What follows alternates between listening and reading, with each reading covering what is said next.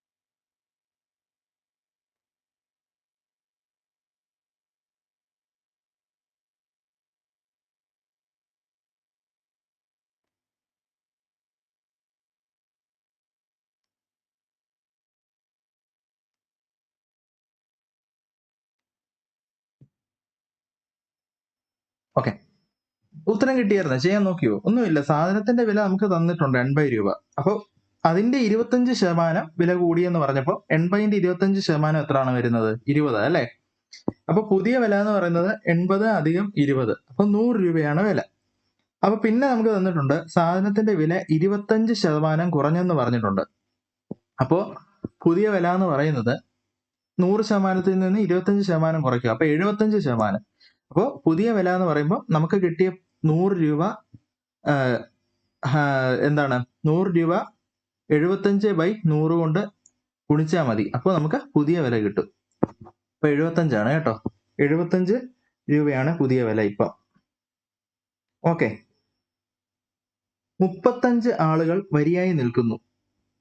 35 ആളുകൾ വരിയായി നിൽക്കുന്നു. ഇതിൽ ഒരറ്റത്ത് നിന്ന് 25ാം സ്ഥാനത്താണ് രമ നിൽക്കുന്നത്. മറ്റേ അറ്റത്ത് നിന്ന് രമ എത്രാം സ്ഥാനത്തായിരിക്കും നിൽക്കുന്നത്?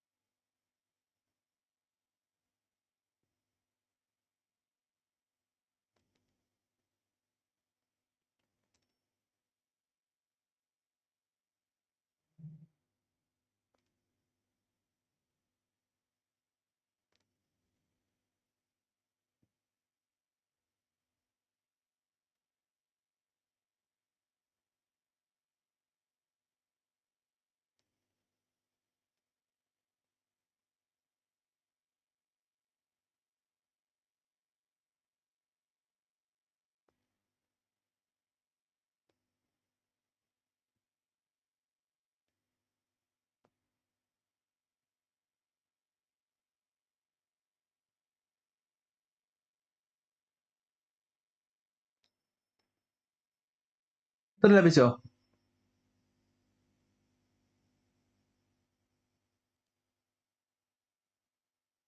ഇരുപത്തെട്ടല്ല കേട്ടോ, 11. എങ്ങനെ വന്നേന്നൊന്ന് മനസ്സിലാക്കിയോ? അതായത് നമുക്കിപ്പോ ലെഫ്റ്റും ഏതെങ്കിലും ഒരു സ്ഥാനം നമുക്ക് ഇതിനകത്ത് തന്നിട്ടുണ്ടെങ്കിൽ, അതായത് മൊത്തം ആൾക്കാർ എത്ര പേരുണ്ടെന്ന് നമുക്ക് തന്നിട്ടുണ്ടോ? വരിയിൽ എത്ര മുഴുവനായിട്ട് എത്ര ആൾക്കാരുണ്ടെന്ന് തന്നിട്ടുണ്ട്? 35. പിന്നെ ഒരറ്റത്ത് നിന്നുള്ള രമയുടെ സ്ഥാനവും നമുക്ക് തന്നിട്ടുണ്ട് അല്ലെ, 25ാം സ്ഥാനത്താണ്. അത് ഏത് ഇതും ആയിക്കോട്ടെ, ലെഫ്റ്റിൽ നിന്നോ റൈറ്റിൽ നിന്നോ ഏത് പൊസിഷനും ആയിക്കോട്ടെ. അപ്പോ നമ്മൾ എന്ത് ചെയ്യണം? ഈ ഒരു ഫോർമുല ഓർത്ത് വെച്ചാൽ മതി. ഇത് അതായത് L+R-1 is equal to total number of people. ഈ ഒരു ഫോർമുല ഓർത്ത് വെച്ചാൽ മതി.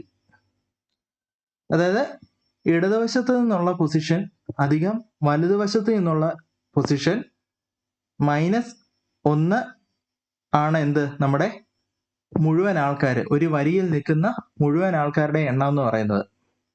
ഓക്കെ, മനസ്സിലായോ?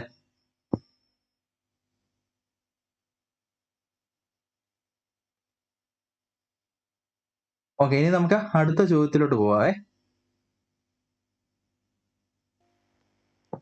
ഒരാൾ ഒരു ഉൽപ്പന്നം 840 രൂപയ്ക്ക് വിറ്റു, 20% ലാഭം നേടി. 30% ലാഭം കിട്ടണമെങ്കിൽ അയാൾ അത് എത്ര രൂപയ്ക്ക് വിൽക്കണം? ഒന്ന് ചെയ്യാൻ ശ്രമിച്ചു നോക്കൂ.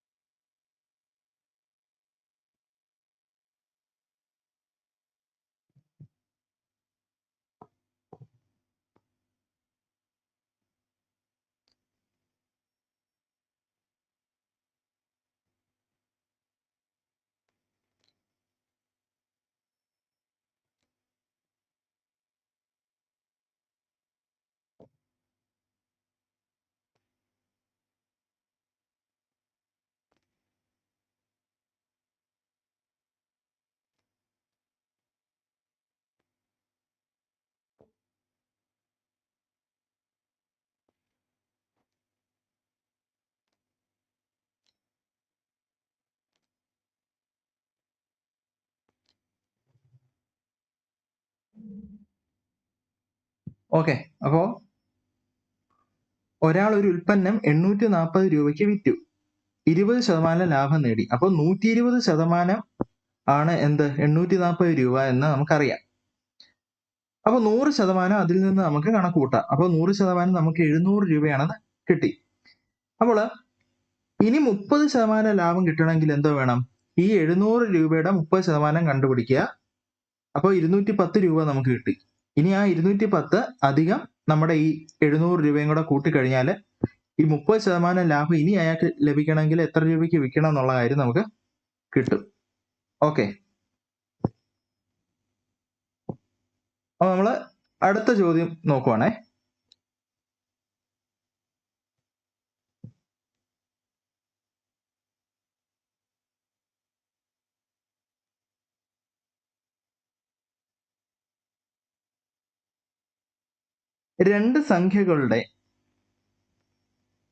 രണ്ട് എണ്ണൽ സംഖ്യകളുടെ ലസാഗു 60-ഉം അവയുടെ ഉസാഖ 8-ഉം ആയാൽ സംഖ്യയുടെ ഗുണനഫലം എത്ര?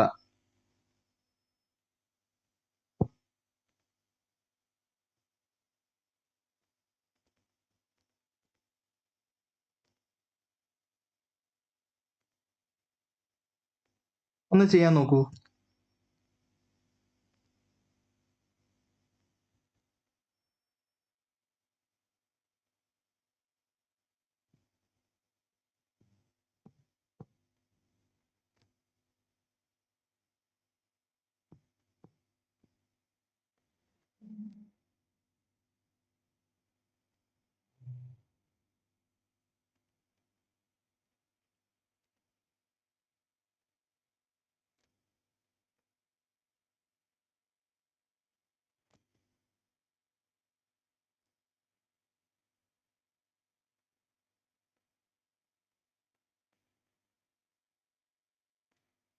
480 കേട്ടോ. 480 ഉത്തരം. കിട്ടിയായിരുന്നോ?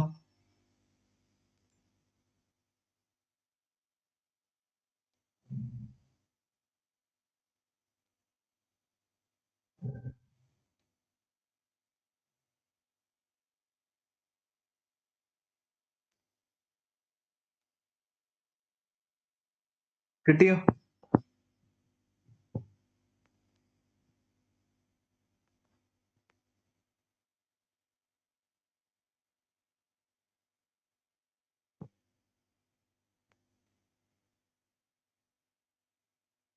ഓക്കെ,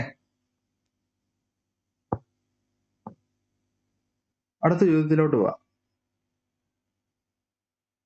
സിമ്പിൾ ആയിട്ടൊരു ചോദ്യമാണേ. 9 കിലോമീറ്റർ പെർ അവർ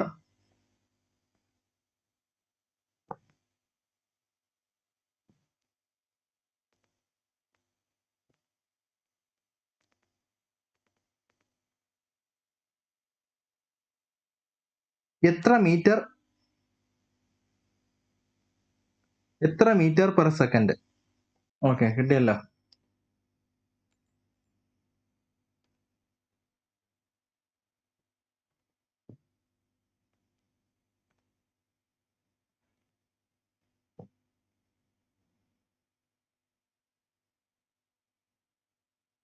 അപ്പൊ നമുക്കിനി അടുത്തൊരു കണക്ക് നോക്കാം.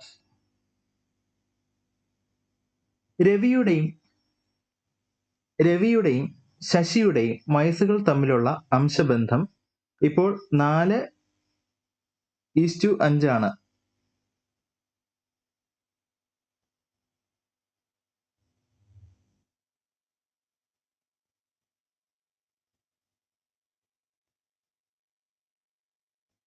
ആണ്. 5 വർഷം കഴിയുമ്പോൾ അവരുടെ വയസ്സുകൾ തമ്മിലുള്ള അംശബന്ധം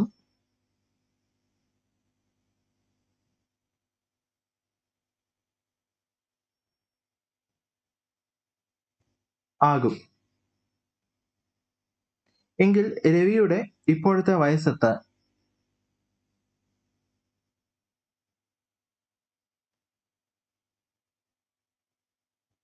അപ്പോൾ രവിയുടെയും ശശിയുടെയും വയസ്സുകൾ തമ്മിലുള്ള അംശബന്ധം ഇപ്പോൾ 4:5 ആണ്. 5 വർഷം കഴിയുമ്പോൾ അവരുടെ വയസ്സുകൾ തമ്മിലുള്ള അംശബന്ധം 5:6 ആകും. എങ്കിൽ രവിയുടെ ഇപ്പോഴത്തെ വയസ്സ് എത്ര? അതാണ് കണ്ടുപിടിക്കേണ്ടത്. ഒന്ന് ചെയ്യാൻ ശ്രമിച്ചു നോക്കൂ.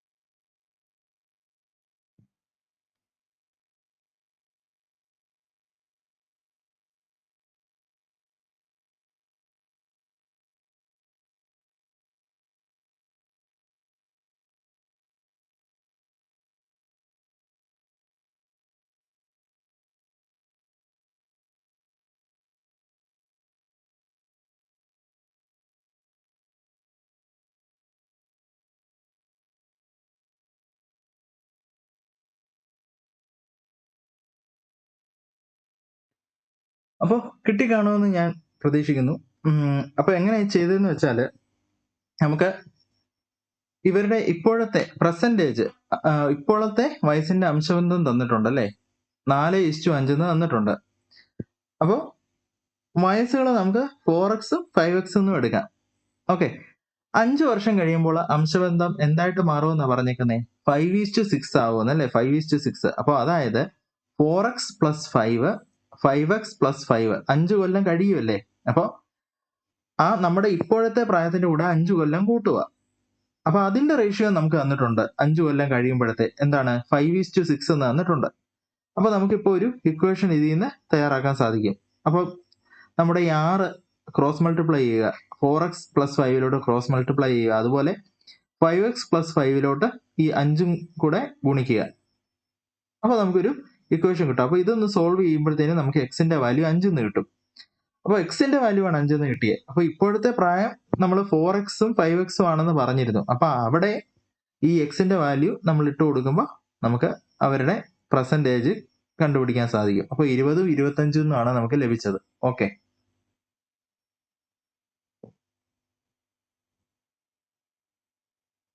അപ്പൊ അടുത്ത ചോദ്യം, 2 5 9 എന്ന ശ്രേണിയിൽ 10ാം പദവും 9ാം പദവും തമ്മിലുള്ള വ്യത്യാസം എത്രയാണ്? ഒന്ന് ചെയ്യാൻ ശ്രമിച്ചു നോക്കേ.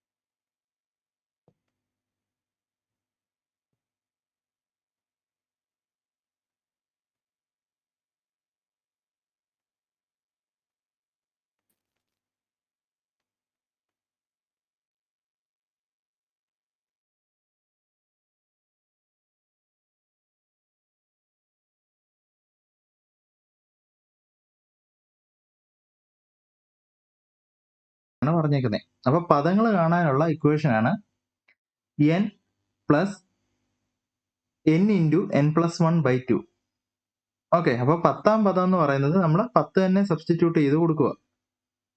അപ്പൊ n + n × n+1/2. അപ്പൊ നോക്കിയാട്ടെ, ഇവിടെ 10 ആണ് നമ്മളിപ്പോ ആദ്യത്തെ പദം നോക്കാൻ പോകുന്നത്, 10ാമത്തെ പദം. അപ്പൊ 10 അധികം 10 × 10 + 1/2. അപ്പോൾ അത് സോൾവ് ചെയ്യുമ്പോൾ നമുക്ക് 65 കിട്ടും. പിന്നെ എന്താണ് 9ാമത്തെ പദം നോക്കണം. 9ാമത്തെ പദം എന്ന് പറയുമ്പോൾ 9 + 9 × 9+1/2. അപ്പോൾ നമുക്ക് സോൾവ് ചെയ്യുമ്പോൾ കിട്ടുന്നത് 54 ആണ്. അപ്പൊ ഇവിടെ ചോദിച്ചേക്കുന്നത് പദങ്ങളുടെ വ്യത്യാസമാണ്. അപ്പോൾ ഈ 10ാമത്തെ പദവും 9ാമത്തെ പദവും തമ്മിലുള്ള വ്യത്യാസം നോക്കുമ്പോൾ നമുക്ക് 11 കിട്ടും. ചുവടെ തന്നിരിക്കുന്ന സംഖ്യകളിൽ 3ന്റെ ഗുണിതം അല്ലാത്ത സംഖ്യ ഏതാണ്? ചുവടെ തന്നിരിക്കുന്ന സംഖ്യകളിൽ 3ന്റെ ഗുണിതമല്ലാത്ത സംഖ്യ ഏത്?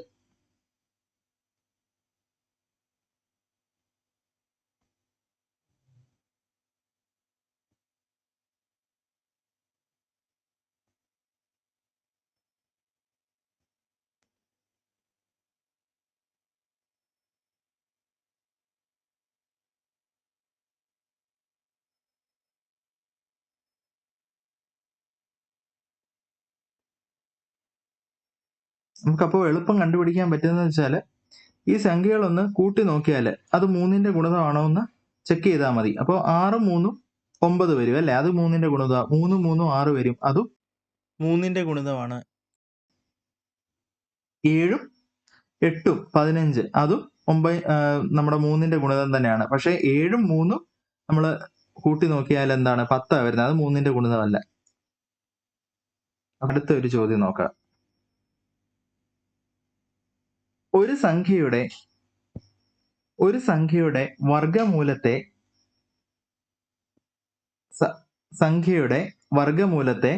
2 കൊണ്ട് ഗുണിച്ച് വർഗം കണ്ടപ്പോൾ 100 കിട്ടി. സംഖ്യ എത്രയാണ്? ഒരു സംഖ്യയുടെ വർഗമൂലത്തെ 2 കൊണ്ട് ഗുണിച്ച് വർഗം കണ്ടപ്പോൾ 100 കിട്ടി. സംഖ്യ എത്രയാണ്? ഒന്ന് ചെയ്യാൻ ശ്രമിച്ചു നോക്കൂ.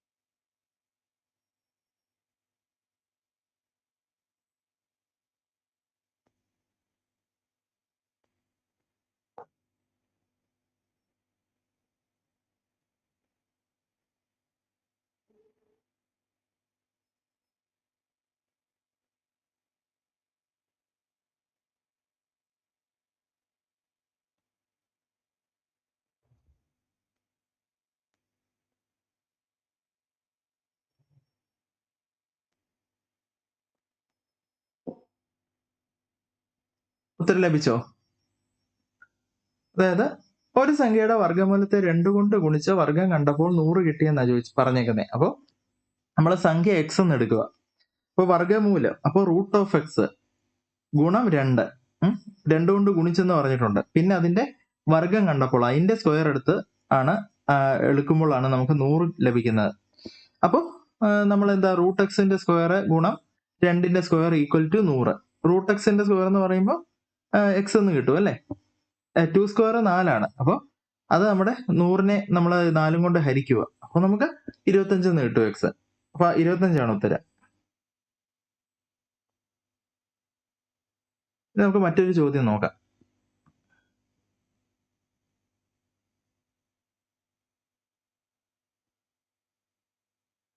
ഒരു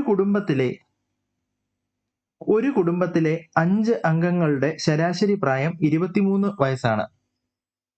ഒരു കുടുംബത്തിലെ 5 അംഗങ്ങളുടെ ശരാശരി വയസ്സ് 23 വയസ്സാണ്. ഇതിൽ ഏറ്റവും പ്രായം കുറഞ്ഞ ആളുടെ പ്രായം 11 വയസ്സാണ്. ഈ കുടുംബത്തിൽ ബാക്കിയുള്ളവരുടെ പ്രായത്തിന്റെ ശരാശരി എത്രയാണ്?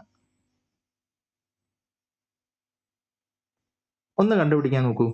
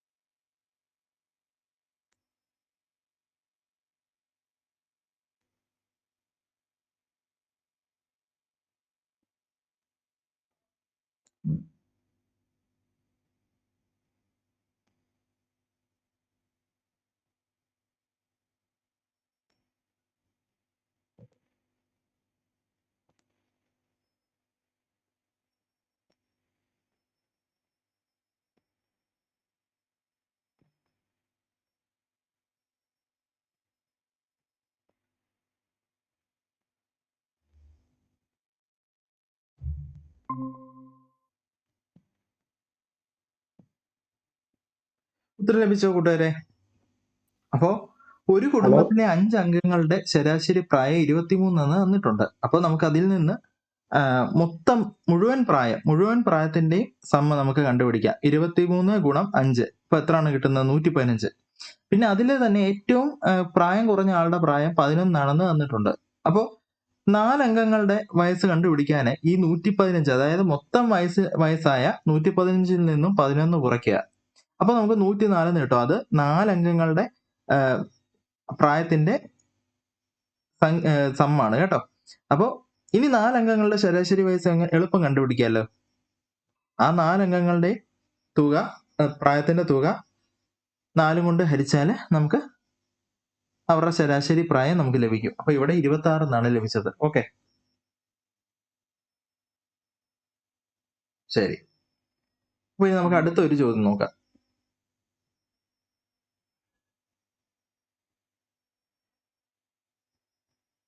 ഡിയുടെ മുത്തച്ഛന്റെ പ്രായം ഡിയുടെ പ്രായത്തിന്റെ വർഗമാണ്. മുത്തച്ഛന്റെ പ്രായം ഡിയുടെ പ്രായത്തിന്റെ വർഗമാണ്. 6 വർഷം കഴിയുമ്പോൾ മുത്തച്ഛന്റെ പ്രായം ഡിയുടെ പ്രായത്തിന്റെ 5 മടങ്ങായിരിക്കും. എങ്കിൽ ഡിയുടെ പ്രായം എത്രയാണ്? ഓക്കെ, ഒന്ന് ചെയ്യാൻ ശ്രമിച്ചു നോക്കണേ.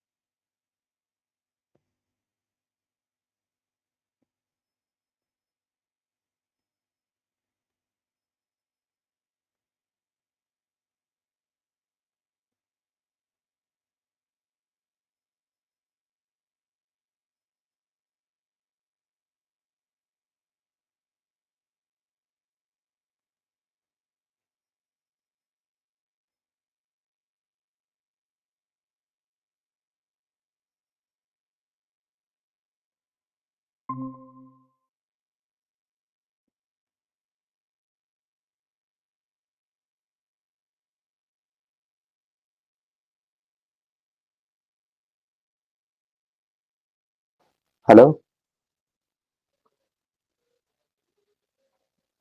ഹലോ സാറേ,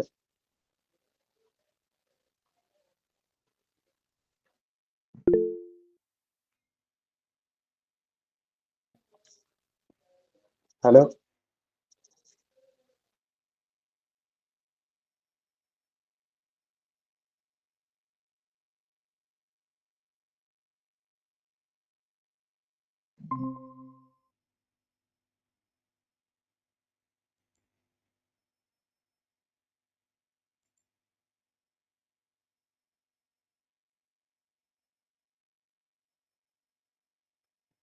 ഓക്കെ, ക്വസ്റ്റ്യൻ കാണാൻ പറ്റുന്നില്ല. അത് ശരി. ഓക്കെ, ഒരു നിമിഷം.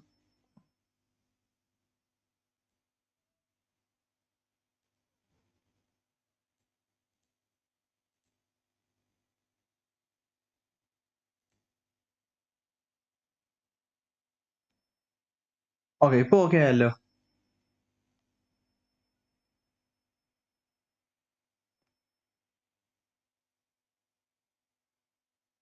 അത് വോയിസ് ആയിട്ടൊന്ന് പറഞ്ഞാൽ മതിയായിരുന്നു, എന്നാ കേൾക്കായിരുന്നു.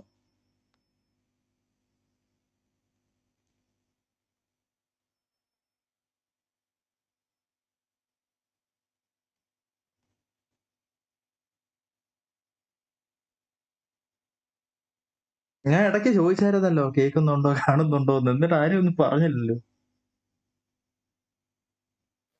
ഹലോ ഹലോ സാറേ, കേൾക്കാമോ? ഇനി ഒന്ന് ചെയ്യാൻ നോക്കണേ.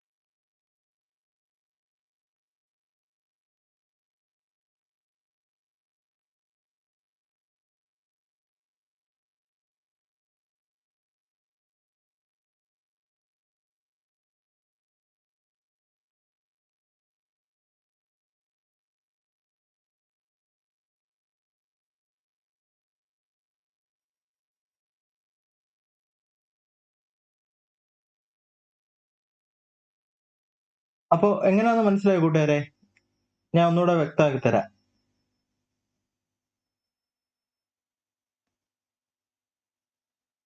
അപ്പൊ നമുക്ക് ഡിയുടെ മുത്തച്ഛന്റെ പ്രായം നമുക്ക് തന്നിട്ടുണ്ടല്ലേ? എത്രയാണെന്നാ പറഞ്ഞേക്കുന്നേ? ഡിയുടെ പ്രായത്തിന്റെ വർഗ്ഗമാണെന്നാ പറഞ്ഞേക്കുന്നത്. അപ്പൊ 6 വർഷം കഴിയുമ്പോൾ മുത്തച്ഛന്റെ പ്രായം ഡിയുടെ പ്രായത്തിന്റെ 5 മടങ്ങായിരിക്കും എന്നും പറഞ്ഞിട്ടുണ്ട്. അപ്പോൾ ഡിയുടെ പ്രായം എത്രയാണെന്ന് ചോദിച്ചേക്കുന്നത്. അപ്പോൾ നമ്മളിവിടെ നമ്മുടെ അപ്പൂപ്പന്റെ പ്രായം എക്സ് എന്നും ഈ പയ്യന്റെ പ്രായം വൈ എന്നും എടുക്കുക. ചെറുമാന്റെ പ്രായം വൈ എന്നും എടുക്കുക. അപ്പോൾ നമുക്ക് തന്നിട്ടുണ്ട് മുത്തച്ഛന്റെ പ്രായം ഈ ചെറുമാന്റെ പ്രായത്തിന്റെ വർഗ്ഗമാണ്. അപ്പോൾ X equal to Y square നമ്മൾ എടുത്തു.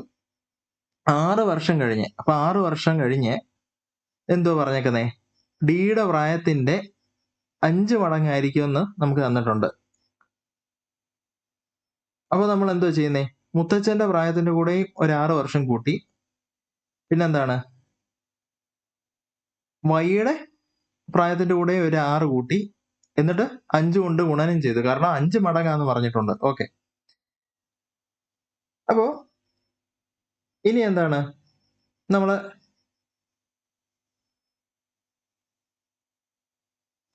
X plus 6 equal to 5 into Y plus 6 എന്ന് നമുക്ക് ഇപ്പൊ കിട്ടിയായിരുന്നല്ലോ. അപ്പൊ 5y പ്ലസ് 30 നമുക്ക് അവിടെ നിന്ന് കിട്ടി. അതാണ് എക്സിന്റെ വാല്യൂ നമ്മൾ വൈ സ്ക്വയർ ആണെന്നും നേരത്തെ എഴുതിയായിരുന്നു, വർഗ്ഗമാണെന്നല്ലേ. അതുകൊണ്ടാണ് Y square plus 6 equal to 5y plus 30 എന്ന് പറയുന്ന ഒരു ഇക്വേഷൻ നമുക്ക് ഫോർമുലേറ്റ് ചെയ്യാൻ പറ്റും. അപ്പൊ ഇനി നമ്മൾ ഈ ഇക്വേഷൻ സോൾവ് ചെയ്യണം. അപ്പോ ഈ 30നെയും 5y കൂടെ നമ്മൾ എൽ എച്ച് എസിലോട്ട് കൊണ്ടുപോകുമ്പോൾ നമുക്ക് Y square minus 5y plus 6 minus 30 എന്ന് കിട്ടും. അപ്പോൾ ഇതില് 6ഉം 30ഉം, അതില് 6 ചെറിയ സംഖ്യയാണ് 30നേക്കാളും അല്ലെ. അപ്പം 30ൽ നിന്ന് 6 കുറച്ചു, അപ്പൊ മൈനസ് 24 നമുക്ക് എഴുതാൻ പറ്റി. പിന്നെ 5y. ഇനി നമുക്ക് വൈയുടെ വാല്യൂ ആയിട്ട് കണ്ടുപിടിക്കണം. അപ്പൊ വൈയുടെ വാല്യൂ 8ഉം 3ഉം അല്ലെ. 8ഉം 3ഉം നമുക്ക് മൈനസ് 8ഉം 3ഉം ആണെങ്കിൽ നമുക്ക് ഇവിടെ 5 എന്ന് എടുക്കാൻ പറ്റും. പിന്നെ എന്താണ്? 8ന്റെയും 3ന്റെയും ഗുണിതം എന്താ? 24 എന്നും കിട്ടാം അല്ലെ. മൈനസ് 24 എന്ന് കിട്ടും. അപ്പൊ നമ്മള് y മൈനസ് 8ഓ 3ഓ ആവാം, മൈനസ് 3ഓ ആവാം. അപ്പം നമ്മളിവിടെ 8 എന്ന് എടുത്തു, കാരണം 8 ചെയ്താലേ നമുക്ക് കറക്റ്റ് ഇത് കിട്ടത്തുള്ളൂ അല്ലെ. y minus 8 equal to 0. അപ്പൊ എന്താണ്? 8 എന്ന് പ്രായം കിട്ടി. ഇപ്പോൾ ആ പയ്യന്റെ പ്രായം 8 എന്ന് കിട്ടി. മുത്തച്ഛന്റെ പ്രായം അതിന്റെ സ്ക്വയർ ആണെന്ന് പറഞ്ഞിട്ടുണ്ട്. അപ്പം 8 സ്ക്വയർ 64 മുത്തച്ഛന്റെ പ്രായവും 8 കൊച്ചു ചെറുക്കന്റെ പ്രായവുമാണ്. ഓക്കെ. ഒരു സംഖ്യയുടെ 100ന്റെ സ്ഥാനത്തെ അക്കം,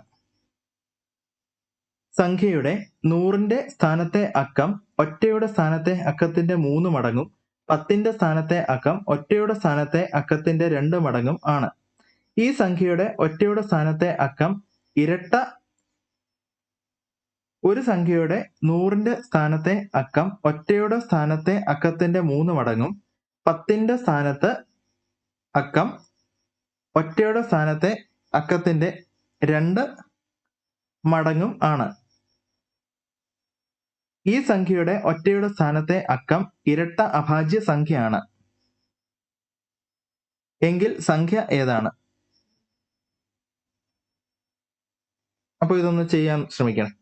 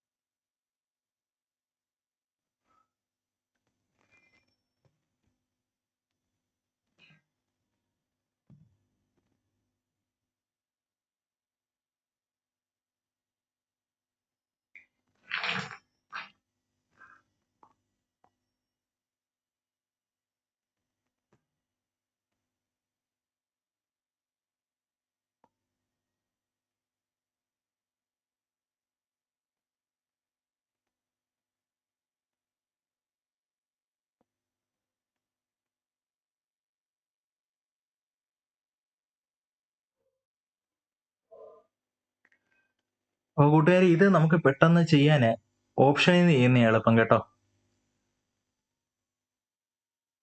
ഓപ്ഷനിൽ നിന്ന് ചെയ്യാനാണ് എളുപ്പം. അപ്പോൾ ഓപ്ഷൻ നോക്കുക. അപ്പൊ നമുക്ക് ഒറ്റ അഭാജ്യ സംഖ്യയേ ഉള്ളൂ അല്ലെ? ഇരട്ട അഭാജ്യ സംഖ്യ ഒറ്റ ഒരെണ്ണേ ഉള്ളൂ. ഒറ്റ ഇരട്ട അഭാജ്യ സംഖ്യ ഉള്ളൂ, അത് 2. അപ്പൊ 2 ഒറ്റ സ്ഥാനത്ത് വരുന്ന 2 ഓപ്ഷൻ ഇവിടെ വന്നിട്ടുണ്ട്. ഓക്കെ. അപ്പോ 100ന്റെ സ്ഥാനത്തെ അക്കം ഒറ്റയുടെ സ്ഥാനത്തിന്റെ അക്കത്തിന്റെ 3 മടങ്ങെന്ന് പറഞ്ഞിട്ടുണ്ട്. അപ്പൊ 3 മടങ്ങെന്ന് പറയുമ്പോൾ 3 2 6. അപ്പൊ 6 വരുന്ന ഇത് മാത്രമേ ഉള്ളൂ, 6. അപ്പൊ 642 കേട്ടോ.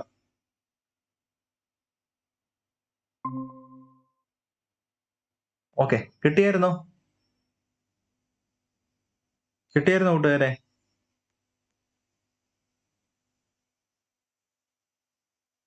അടുത്ത ചോദ്യം പറയട്ടെ.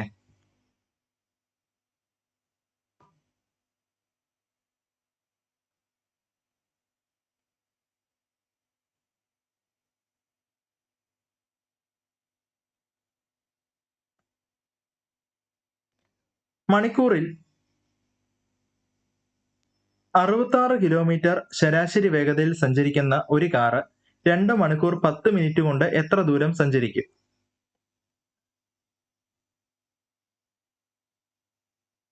ഒന്ന് ചെയ്യാൻ ശ്രമിച്ചു നോക്കൂ.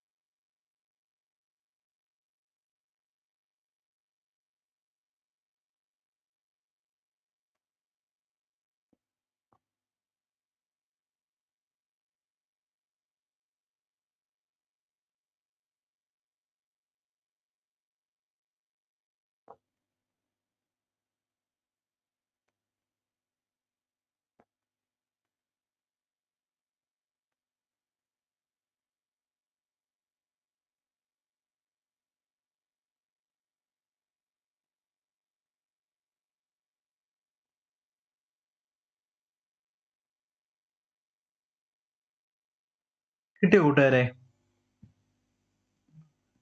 അതായത് മണിക്കൂറിൽ 66 കിലോമീറ്റർ ശരാശരി വേഗം നമുക്ക് തന്നിട്ടുണ്ട് അല്ലെ? അപ്പൊ ഒരു മിനിറ്റില് നമ്മൾ എങ്ങനെ കണ്ടുപിടിക്കൂ എത്ര ദൂരം സഞ്ചരിക്കുമെന്ന്? ഒരു അവറില് 66 കിലോമീറ്റർ. അപ്പോ 60 മിനിറ്റാ അല്ലെ? 60 മിനിറ്റില് 66 കിലോമീറ്റർ. അപ്പോ ഒരു മിനിറ്റിൽ എത്ര? 66 ÷ 60 എന്ന് എഴുതാം. ഓക്കെ, അതാ ഇവിടെ ചെയ്തേക്കുന്നത്. അപ്പൊ എന്താ നമുക്ക് കിട്ടിയ 1.1 കിലോമീറ്റർ എന്ന് കിട്ടി. ഒരു മിനിറ്റിൽ 1.1 കിലോമീറ്റർ കവർ ചെയ്യും. അപ്പൊ 10 മിനിറ്റിൽ നമുക്ക് എത്ര കിലോമീറ്റർ കവർ ചെയ്യാൻ സാധിക്കും? 10 ഗുണം 1.1 അപ്പൊ 11 കിട്ടും അല്ലെ? അപ്പൊ 2 മണിക്കൂർ 10 മിനിറ്റില് എത്ര കിട്ടുമെന്ന് ഇനി എളുപ്പമല്ലേ? എത്ര ദൂരം കവർ ചെയ്യാൻ പറ്റുമെന്ന് എളുപ്പമല്ലേ കണക്ക് കൂട്ടാന്? ഒരു മണിക്കൂറിൽ 66 കിലോമീറ്റർ. അപ്പൊ ഒന്നാമത്തെ മണിക്കൂറിൽ 66. പിന്നെന്താ? രണ്ടാമത്തെ മണിക്കൂറിൽ 66. പിന്നെ നമ്മൾ ഈ 10 മിനിറ്റിൽ ട്രാവൽ ചെയ്യുന്നത് 11 കിലോമീറ്റർ. അപ്പൊ ഇത് മൂന്നും കൂടെ നമ്മൾ പ്ലസ് ചെയ്ത് നോക്കുമ്പോൾ എന്ത് കിട്ടും? 143 കിലോമീറ്റർ എന്ന് നമുക്ക് കിട്ടും കേട്ടോ. ഓക്കെ, മനസ്സിലായോ? വില ലിറ്ററിന് 75 രൂപയിൽ നിന്നും 100 രൂപ ആയപ്പോൾ ഒരാളുടെ ഒരു മാസത്തെ ഇന്ധന ചെലവ് കൂടാതിരിക്കാൻ 3000 രൂപയ്ക്ക് പെട്രോൾ അടിക്കുന്ന ഒരു വ്യക്തി പെട്രോളിന്റെ ഉപയോഗം എത്ര ലിറ്റർ കുറയ്ക്കണം?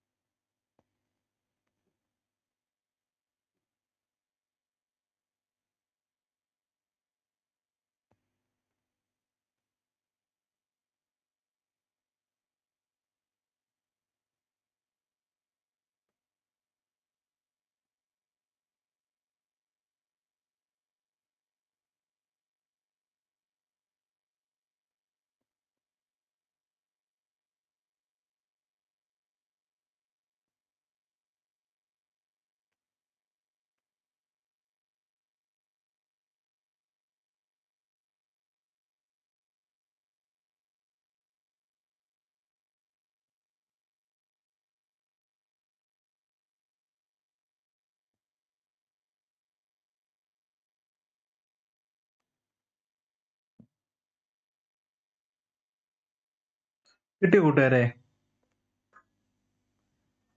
അപ്പോ ചോദ്യം എന്തുവായിരുന്നു? പെട്രോളിന്റെ വില ലിറ്ററിന് 75 രൂപയിൽ നിന്നും 100 രൂപ ആയപ്പോൾ ഒരാളുടെ ഒരു മാസത്തെ ഇന്ധന ചെലവ് കൂടാതിരിക്കാൻ 3000 രൂപയ്ക്ക് പെട്രോൾ അടിക്കുന്ന ഒരു വ്യക്തി പെട്രോളിന്റെ ഉപയോഗം എത്ര ലിറ്റർ കുറയ്ക്കണമെന്നായിരുന്നു ചോദ്യം. അപ്പോൾ 75 രൂപയുള്ളപ്പോൾ 3000 രൂപയ്ക്ക് അയാൾ മാക്സിമം അടിക്കുന്നത്. അപ്പോൾ എത്ര ലിറ്റർ അങ്ങേര് അടിക്കുമായിരുന്നു പെട്രോള്? 3000 75 കൊണ്ട് ഹരിക്കുക. അപ്പോൾ നമുക്ക് 40 ലിറ്റർ എന്ന് കിട്ടും അല്ലെ? 40 ലിറ്റർ ആയിരുന്നു അദ്ദേഹം ഉപയോഗിച്ചുകൊണ്ടിരുന്ന പെട്രോളിന്റെ അളവ്. അപ്പോൾ ലിറ്ററിന് 100 രൂപയായിട്ട് മാറിയപ്പോൾ അയാൾക്ക് എത്ര അടിക്കാൻ പറ്റൂ? 30 ലിറ്ററേ അടിക്കാൻ പറ്റൂ. അതായത് 3000 രൂപയ്ക്ക് 30 ലിറ്ററേ 100 രൂപയായപ്പോൾ അടിക്കാൻ സാധിക്കത്തുള്ളൂ. അപ്പൊ 3000 രൂപയിൽ ഈ ഇന്ധന ചെലവ് കൂടാനും പാടില്ല. അപ്പൊ നമ്മൾ എത്ര ലിറ്റർ ഉപഭോഗം കുറയ്ക്കണമെന്നാ? 40 നേരത്തെ കിട്ടിയിരുന്ന 40 ലിറ്റർ മൈനസ് 30 ലിറ്റർ ചെയ്യുമ്പോൾ നമുക്ക് എത്ര ലിറ്റർ കുറയ്ക്കണം? 10 ലിറ്റർ നമുക്ക് കുറയ്ക്കണം. അപ്പൊ അതാണ് ഉത്തരം. ഓക്കെ, അപ്പൊ ഞാൻ ഇന്നത്തെ ക്ലാസ് നമ്മൾ വൈൻഡപ്പ് ചെയ്യാണ്.